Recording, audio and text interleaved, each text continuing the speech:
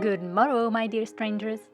I don't know how about you, but we are having an early summer here, and that means a lot of work in my garden.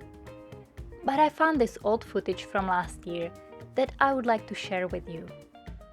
Another plastic planter makeover. This time, I'm going to experiment with SaltWash. So let's get into it. Of course, before anything, I cleaned my planter thoroughly. The plastic is already deteriorating, so I think the chalk paint will stick well even without a primer. I'm going to use the Sloan chalk paints throughout this video. First, I'm painting the whole planter with old white. And don't forget to stir your paints before painting. I'm also painting the inside of the rim. For my SaltWash mixture, I'm using almost as much SaltWash as the chalk paint to make a thick paste like cake icing. And I dab it all around the planter with an old chip brush, leaving plenty of white showing to start with. As the thick paint starts drying, I lightly run the brush over the stiff peaks to knock them down a little bit.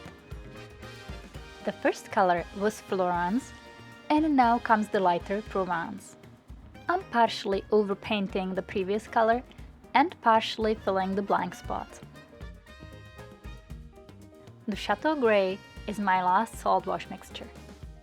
In this nice warm weather, the paint just about dries under my brush, so I can continue with the next layers as I turn my planter around. To add more color interest, I'm spotting my planter with Emile chalk paint and also Henrietta. I think now is the right time to press the like button or subscribe if you haven't yet. I know it looks terrifying right now, but don't be scared. Now it's time to cover everything with a coat of cream. And it doesn't need to be perfect. Next, I watered down a little bit of old white and generously applied it to the planter, starting at the top and letting it run down. The streaks of the white are exactly what I'm looking for. I dabbed off any excess paint with a cloth. While I let my planter dry completely, I made myself a fresh apple compote and picked some stencils from my stash. This one is the Wonderland from Stamperia.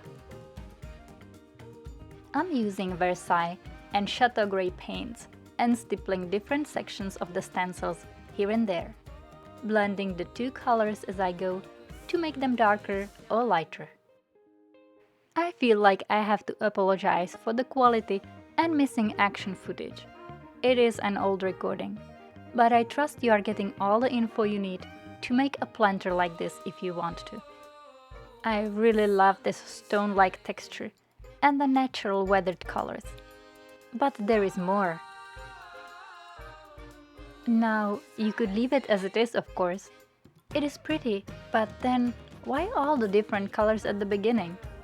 Wouldn't all that work be lost? So I'm going to sand down the biggest of the bumps to reveal the thick, colorful SaltWash paint underneath. I'm using 120 grit sandpaper and gently sanding and sanding until I'm happy with the look.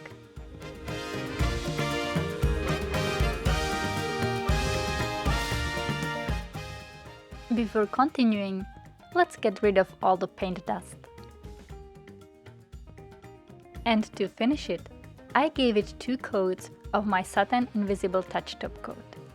I'm sure you could use any Sloan lacquer instead. I think it came out wonderful. I love this subtle chippy look with a hint of underlying colors. It fits my style. And my begonias look amazing in it.